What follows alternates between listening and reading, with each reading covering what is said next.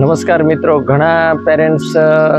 હાજરી વિશે પણ એવી રીતે ચર્ચા કરતા હોય છે કે 195 195 દિવસમાંથી મારું બાળક 165 દિવસ જ જઈ શક્યું, જાણે કોઈ મોટું આભ તૂટી પડતું હોય એવું એને દુઃખ લાગે છે. આપણને પણ ક્યારેક જીવનમાં તમે જોશો તો કોઈક દિવસ એવો પણ આવતો હોય કે આજે કંઈ નથી કરવું, બસ રેસ્ટ કરવો. તો હું એ જ કહું છું કે ક્યારેક બાળક આપણું એમ કે આજે સ્કૂલે નથી જવું મમ્મી, મારે રમવું છે, અથવા વાતાવરણ સરસ હોય, વાદળછાયું વાતાવરણ હોય, ઠંડક હોય, અથવા કોઈ પણ સિઝનમાં એના મૂડ પ્રમાણે જો જાગ્યું હોય રાતે,